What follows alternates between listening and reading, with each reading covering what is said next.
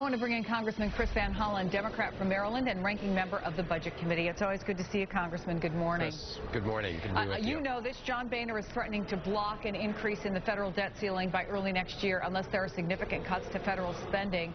Let me mention to that. Well, this is very unfortunate. The president wanted the congressional leadership down at the White House to talk about how we could boost the economy, increase job growth. And Speaker Boehner issued this ultimatum, which is going to hurt the economy. It is absolutely reckless and irresponsible to threaten that the United States will not pay its bills. These are bills for debts already incurred. It would be like you and I saying we're not going to make our mortgage payment or we're not going to pay off our credit cards.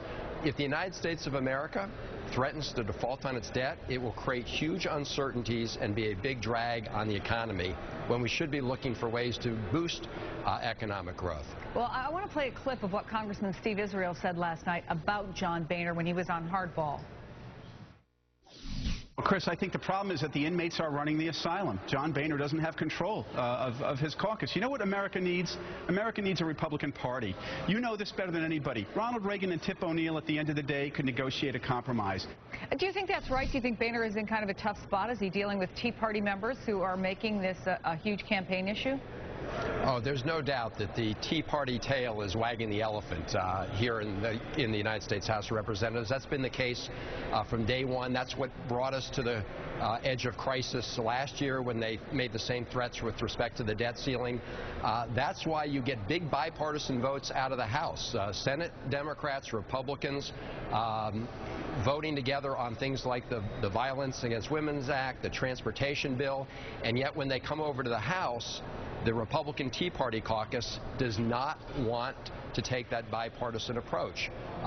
We would have already passed both those measures I just mentioned, the Violence Against Women Act, the transportation bill, had the House Republicans simply allowed an up or down vote on that. But they are against compromise. It's always their way 100% or no way, and that is not solve problems. But getting into this debt ceiling fight again, do you think that this is just part of their ideology, and we know how the Tea Party folks feel about the debt, and they've been very clear from the beginning how they feel about the debt, or do you think that they're looking at the possible political consequences for the president?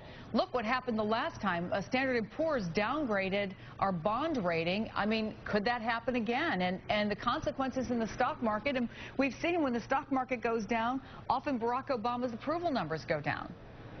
Well, I certainly hope that they're not using this to intentionally hurt the economy, but it is a self-inflicted wound on the economy. There's no reason we have to put ourselves in this precarious position. Look, there's no disagreement about the need to reduce our long-term deficits. There's agreement on that. The issue is how.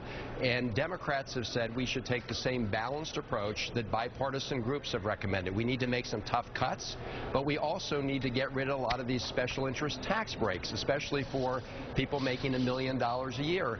Republicans want to do it only by cutting, which means you end the Medicare guarantee, you cut very important investments to help opportunity and help the economy grow, whether it's in education or infrastructure. So the problem with what John Boehner is talking about, the Speaker's talking about, is that he's talking down the economy, creating uncertainty.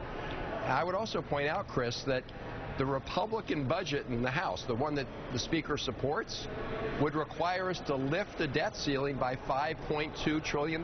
So their own budget violates the very rule that the Speaker put forward. So he's playing politics, but the problem is it's beyond just politics because it really does put the economy at risk.